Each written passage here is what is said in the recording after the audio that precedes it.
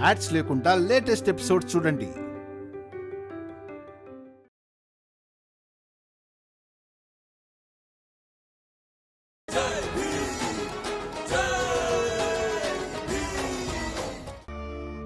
ఆవిడ విషయంలో మీకు ఇప్పటికీ బాధ్యతలున్నాయి. పిరికివాణ్ణి అనుకో. ఇక ఆ బాధ్యతలన్నిటి నుంచి పారిపోయిన ఒక పిరికివాణ్ణి నాకు నేనుగా ఒప్పుకుంటున్నాను కూడా. నేను పిరికివాణ్ణి అని. చూడు బాబు, ఈ రోజు వరకు నన్ను నేను ఎప్పుడు ముసలివాణ్ణి అనుకోలేదు. కానీ ఈరోజు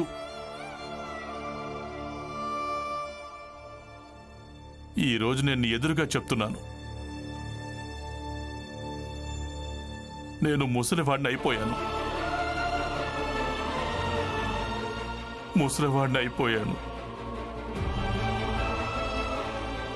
ఇప్పుడు నా ప్రాణాలు పోయినా కూడా నాకెలాంటి బాధ లేదు. నాన్నా, అంత మాట అనకండి నాన్నా. మీకెలాంటి బాధ ఉన్నా లేకపోయినా మీరు లేకుంటే మా మొత్తం ప్రపంచమే నాశనం అయిపోతుంది. కానీ ఇది నిజమే కదా.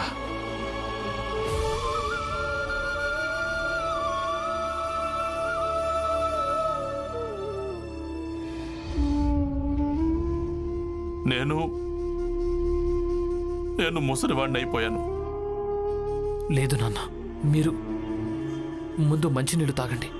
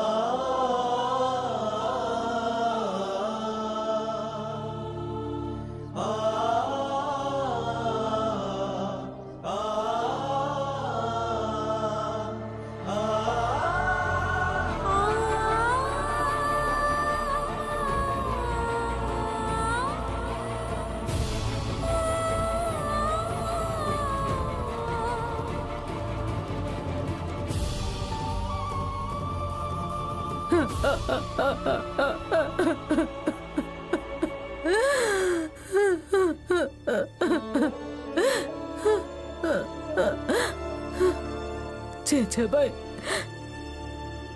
ఇదంతా నీ కారణంగానే జరుగుతోంది. దీనంతటికీ బాధ్యురాలివే నువ్వే. సమయానికి ముందే మా అన్నయ్యను నువ్వే బలహీనుడిగా మార్చేశావు. మేమంతా చాలా ప్రయత్నం చేశాం. నువ్వు సరైన దారిలో రావాలని చాలా ప్రయత్నించాం. ఓడిపోయాం. మేమంతా ఓడిపోయాం.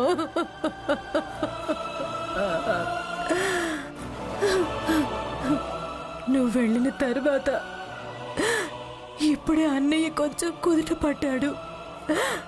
ఇప్పుడే కొంచెం కోలుకుంటున్నాడు. ఈ ఇల్లు ఇల్లులాగా అనిపిస్తోంది. జీజాబాయ్, నేను నిన్ను మళ్ళీ ఈ ఇంటికి తిరిగి రానివ్వను. ఎట్టి పరిస్థితుల్లోనూ నిన్ను మళ్ళీ ఈ ఇంటికి తిరిగి రానివ్వను. న్యాయవాది అన్నయ్య ఇంకా భీమ్ వేరే పోరాటం చేస్తున్నారు. కానీ ఒక్క పోరాటం నేను చేస్తాను జీజాబాయ్. ఒక పోరాటం నేను చేస్తాను. నేను ఈ ఇంటిని ఇంకా నాశనం చేయనివ్వను. నేను నిన్ను ఈ ఇంట్లోకి ఎప్పటికీ రానివ్వను. నిన్ను ఈ ఇంట్లోకి ఎప్పటికీ రానివ్వను జీజాబాయ్.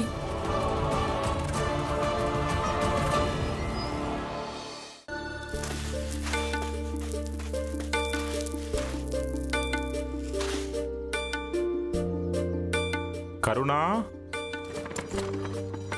బాలా, సక్పాల్, చూడండి ఈ మట్టి ఉంది కదా, ఇక మీ పని ఏంటంటే ఆ మట్టిని జల్లెడ పట్టి రాళ్ళను తీసేయడం. ఇక మీ వెనక ఆ మట్టి కుప్ప కనిపిస్తుంది కదా, అది మొత్తం 28 మట్టి బస్తాల కుప్ప. మీ ముగ్గురు కలిసి 2 రోజుల్లో ఈ మొత్తం మట్టిని జల్లెడ పట్టి రాళ్ళను ఏరి పారేయగలరా లేదా? అలాగే ఏరి పారేస్తాం, మీరు నిశ్చింతగా ఉండండి. మరైతే మంచి పనికి ఆలస్యం ఎందుకు, వెంటనే మొదలు పెట్టండి. బల్లు,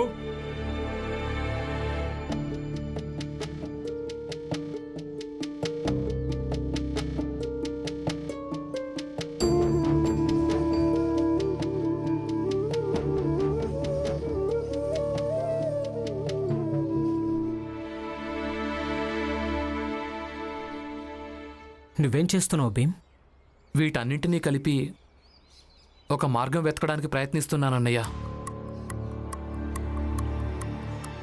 అంటే నీకేమనిపిస్తుంది? ఒకవేళ నువ్వు ఈ ముక్కలను కలిపినట్టయితే నాన్న కేసులో గెలుస్తాడనా? తెలీదు, కానీ ప్రయత్నం చేస్తున్నాను. చూడు భీమ్, నీకు బాగా గుర్తుందనుకుంటా, ఇలాంటి విషయాల్లో నేను ఇంతకు ముందు కూడా నీకు సహాయం చేశాను. ఆంగ్లేయ ఆఫీసర్లో కొందరు ఆఫీసర్లు నాకు పరిచయం ఉన్నారు. వాళ్ళకి చెప్పి నేను ఈ కేసు కొట్టేయించగలను, ఒకవేళ నీకు ఇష్టమైతేనే. కానీ ఇదే కదా, నేను వదినను మీ వెంట వెళ్ళనిస్తే అప్పుడే మీరు ఇదంతా చేస్తారు.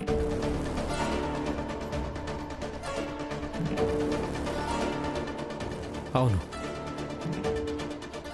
అయితే అన్నయ్య మీరు మాకు సహాయం చేయకపోవడమే మంచిది. అయినా ఈ కేసు ఆగిపోవాలని నేను కోరుకోవటం లేదు. ఎందుకంటే ఎవరిది న్యాయమో చివర్లో వాళ్లే గెలుస్తారు. అయినా అన్నయ్య మీరిలా ఎలా ఆలోచించారు అసలు? ఈ భీమ్రావ్ చట్టపరమైన పోరాటాన్ని ఆపడానికి పైరవీలు చేస్తాడని.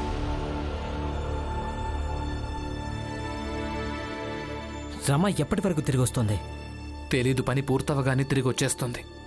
అంటే ఒకవేళ రాత్రి అయ్యేదాకా పని పూర్తి కాకుంటే తను రాత్రి అయినా సరే ఇంటికి తిరిగి రాదా?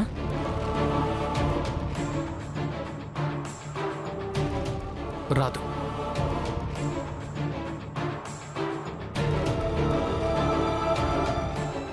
సర్లే,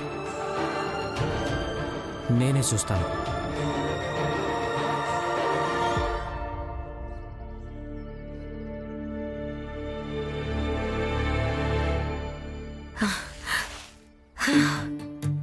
చూసావరమ్మా, డబ్బున్న వాళ్ళు మనతో ఎలాంటి పనులు చేస్తున్నారో.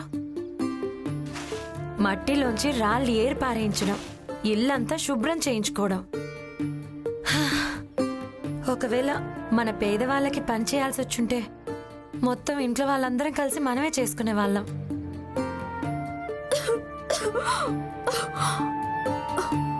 ఇలాగే ఉంటుంది లక్ష్మి. ఇలాంటి దుమ్ము లేచే పని ఈ ధనికులు డబ్బులిచ్చి మనతో చేయించుకుంటారు. ఇక వాళ్ళేమో చాలా శుభ్రంగా అలాగే సంతోషంగా ఉంటారు. జీవితంలో ఎలాంటి సమస్యలే ఉండవు. కాదక్కా, అలా ఏముండదు. ప్రతి ఒక్కరికి ఏదో ఒక సమస్య ఉండే ఉంటుంది. కాకపోతే సమస్యల్ని పరిష్కరించుకోవడం ఎవరికి తెలుసు? ఆ వ్యక్తి సంతోషంగా ఉంటాడు.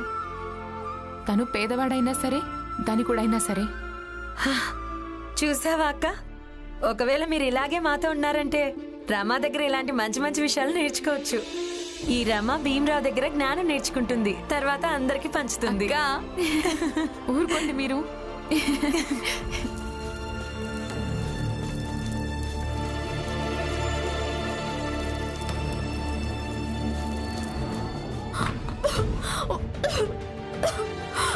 అక్క, ఏమైంది మీకు? అక్క అక్క ఊపిరి పీల్చుకోండి. అక్క మీకేమవుతుంది? ఊపిరి.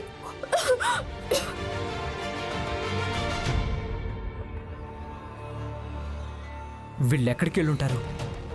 ఎక్కడ పని చేయడానికి వెళ్ళారో ఏమో. అయినా కరుణ ఇలా రోజు మొత్తం రమ ఇంకా లక్ష్మితో కలిసి ఉందంటే ఇద్దరూ కలిసి దీని చెవుల్లో ఏమేమి నింపుతారో ఏమో. అక్క మీకేమనిపిస్తుంది? అక్క ఊపిరి తీసుకోండి, అక్క ఊపిరి తీసుకోండి, అక్క ఊపిరి తీసుకోండి, అక్క అక్క మీరు ఊపిరి తీసుకోండి. అక్క అక్క అక్క అక్కని ఇంటికి తీసుకెళ్దాం. అక్కడికి డాక్టర్ని కూడా రమ్మందాం. వద్దు, మీరు అక్కని ఇంటికి తీసుకెళ్ళండి, నేను డాక్టర్ గారిని తీసుకొస్తాను. అలాగే. ఎక్కడికి?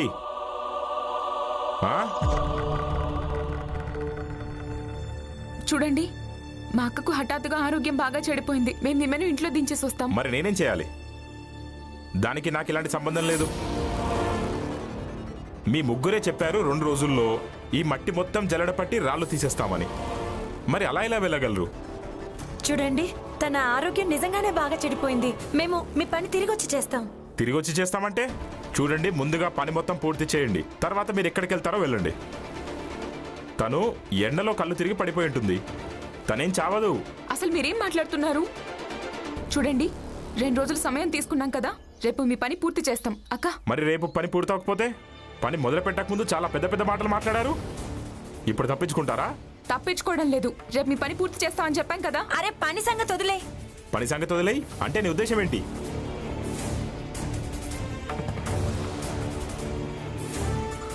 కరుణ కరుణ కరుణకి ఏమైంది? తెలీదు బాలబావ, హఠాత్తుగా స్పృహ తప్పి పడిపోయింది. నేను మీకు చెప్పాను కదా పని చేయడం దీనివల్ల కాదని. కరుణ బావగారు, మీరిద్దరూ అక్కని ఇంటికి తీసుకెళ్ళండి, నేను ఇంతో మాట్లాడేసి వస్తాను.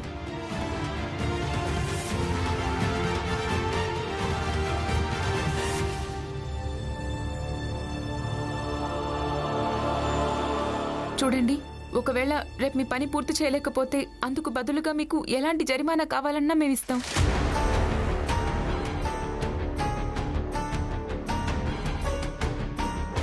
సరే అయితే వెళ్ళు, కానీ ఒకవేళ రేపు నువ్వు నీ పని పూర్తి చేయకపోతే ఈ పనికి నీకు నేను చిల్లి గవ్వ కూడా ఇవ్వను. ఇక రాబోయే 1 నెల దాకా మీ ముగ్గురు నా దగ్గర ఉచితంగా కూలి పని చేయాలి. షరతుకి ఒప్పుకుంటావా?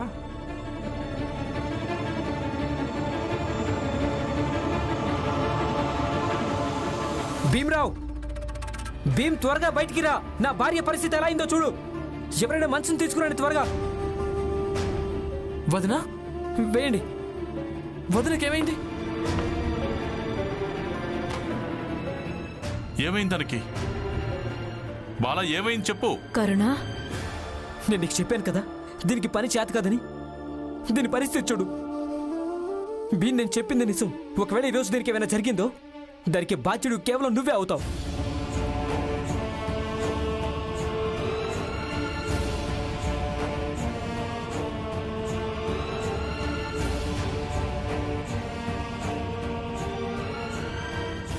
ఇదిగో చూడండి. తనకేమైందో చూడండి.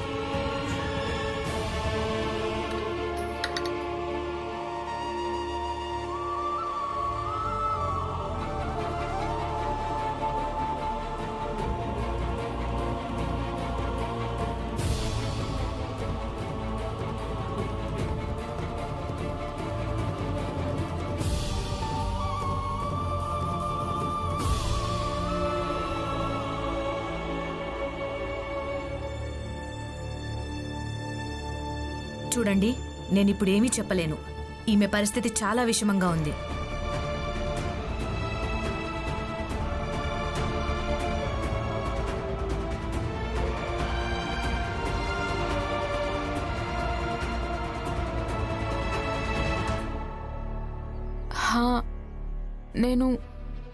నేనేం చెప్తున్నానంటే ఈ షరతుకి అంగీకరిస్తున్నాను.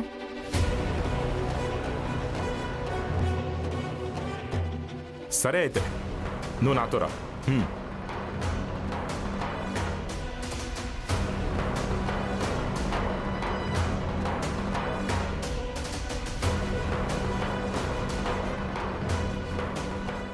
నేను దీని మీద రాసి పెడుతున్నాను మరిద్దరి మధ్య ఒప్పందం గురించి. రమా, నువ్వు కేవలం వేలి ముద్ర వేయి చాలు, సరేనా? మీరివ్వండి, నేను రాసి సంతకం పెట్టిస్తాను. ఏంటి, నీకు చదవటం రాయటం వచ్చా? వచ్చు. భీమ్రావ్ అంబేద్కర్ భార్యని. ఆయన తన జీవితం మొత్తం చదువుకి అంకితం చేశాడు. ఇక ఆయన భార్యకు చదువు రాదంటే బాగుంటుందా? ఇవ్వండి. ఇదిగో.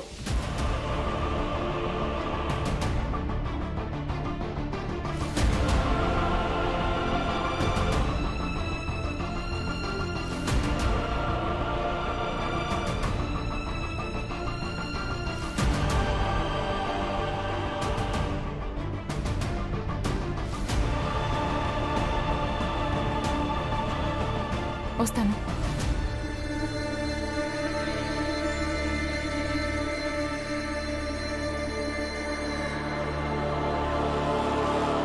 మీరంతా చెప్పినట్టుగా ఈమె మట్టిలో పనిచేస్తుంటే ఇందుకు ఆస్కారం లేకపోలేదు.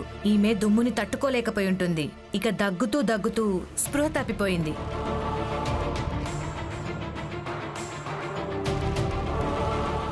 అవును డాక్టర్ గారు, ఆ సమయంలో అక్కకు చాలా దగ్గొచ్చింది.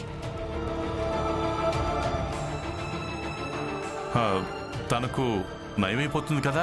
నేను మందులైతే ఇస్తాను, కానీ ఈమెకు స్పృహ రావడానికి 3-4 గంటలు పట్టొచ్చు. అప్పుడు కూడా ఈమెకి దగ్గొచ్చినట్టయితే ఈమెను హాస్పిటల్లో చేర్పించాల్సి ఉంటుంది. ఆసుపత్రికా?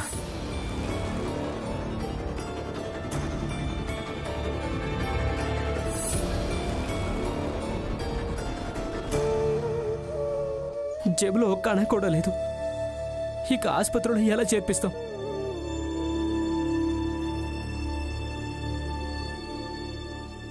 ఏదేమైనా సరే బాలా రామ్జీ కొడుకుల్లో అందరికంటే పెద్ద నాటకాలు రాయడు. ఎలాంటి పనులు చేస్తూ ఉంటాడంటే వాటిని చూస్తుంటే భలే వినోదంగా ఉంటుంది. మీరన్నది నిజమే హితేష్ అన్న.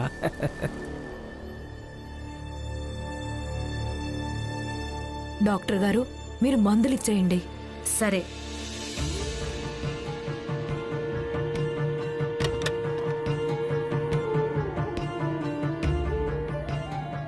లక్ష్మి,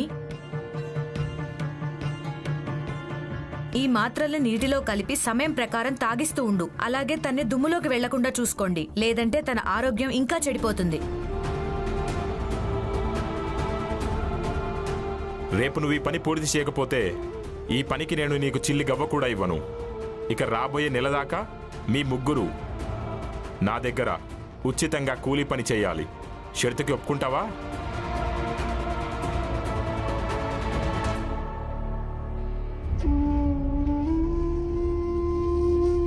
డాక్టర్ గారు, ఇప్పుడు అక్క ఆరోగ్యం ఎలా ఉంది?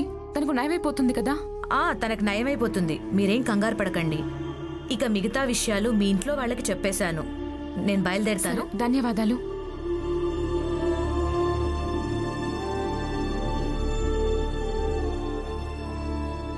పిన్ని, అక్కని లోపలికి తీసుకెళ్దాం. అలాగే మాత్రలతో పాటు దగ్గొచ్చినప్పుడు మీరు ఆకులు రుబ్బి పసురు చేసేవాళ్ళు కదా, అది కూడా చేద్దాం. అలాగే. దీన్ని లోపలికి తీసుకెళ్లాల్సిన అవసరం ఏం లేదు.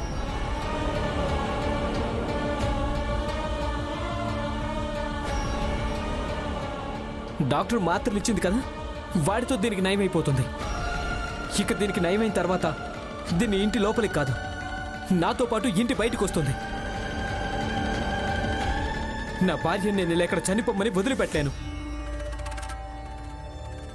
లక్ష్మి, మాత్రం నీటిలో కలిపి కరుణకు తాగించు. త్వరగా వెళ్ళు. వీడిలాగే వాగుతూ ఉంటాడు. వెళ్ళు. వాగుడా? భీమ్ కొంచెం నాన్నకి నచ్చజెప్పు. వాగుడు నాది కాదు, నీది అని. నేను నీకు ముందే చెప్పాను కదా, దీనికి అలాంటి పనులు అలవాట్లేదని, దీని ఆరోగ్యం దెబ్బతింటుందని. కానీ నువ్వు వినలేదు. దీని పరిస్థితి చూడు. ఎవరు దీనికి బాధ్యులు?